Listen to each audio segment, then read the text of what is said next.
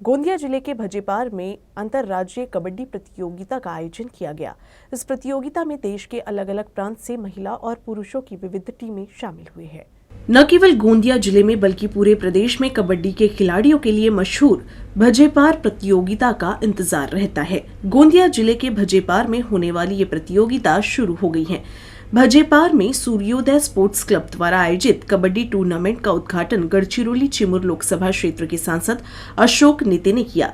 इस प्रतियोगिता में अलग अलग जगह से आए कबड्डी खिलाड़ी मैदान पर अपना पूरा जोर दिखाएं। स्वदेशी खेळांना चालना मिळावी आणि ग्रामीण भागातील आणि प्रामुख्याने आदिवासी बहुल क्षेत्रातील जे होतकरू खेळाडू आहेत यांना कुठंतरी संधीचं सोनं करता यावं आणि खेळाच्या दुनियेमध्ये त्यांचं करिअर घडावं यासाठी आम्ही मागील 12 वर्षापासून भजेपार चषक या नावाखाली महिला आणि पुरुष कबड्डीचा महासंग्राम भरवतो आणि या भजेपार चषकमध्ये फक्त महाराष्ट्रात नव्हे तर छत्तीसगड, मध्य प्रदेश, यूपी, हरियाणा, ओरिसा, राजस्थान आणि देशाच्या विविध कोपऱ्यातून विविध संघ येतात।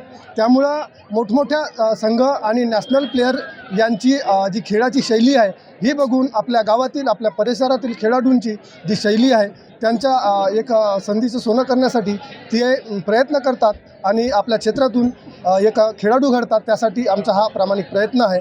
मागील या भजेपार चषकच्या 12 वर्षांमध्ये आपल्या भजेपारमध्ये जवळपास 18 खेळाडू राज्यस्तरावर पोहोचले आहेत आणि लवकरच राष्ट्रीय स्तरावर सुद्धा आपल्या परिसरातील खेळाडू जावेत असा आमचा प्रामाणिक प्रयत्न आहे। मोबाईलच्या दुनियामध्ये माझा तरुण पोरगा कुठेतरी हरवला होता आणि त्या तरुण मुलांची प्रकृती सुदृढ राहावी, चांगली राहावी म्हणून भजेपार येथील सरपंच चंद्रकुमारजी बहिकार आणि त्यांची पूर्ण टीम यांच्या नेतृत्वामध्ये महिला आणि पुरुष अशा प्रकारे कबड्डीच्या स्पर्धा ठेवून पुन्हा या देशाला तरुण करण्याचा कार्यक्रम या ठिकाणी होतो आहे। म्हणून मी मनापासून आपल्या या भजेपार येथील सरपंच आणि त्यांची पूर्ण टीम यांना खूप खूप शुभेच्छा देतो।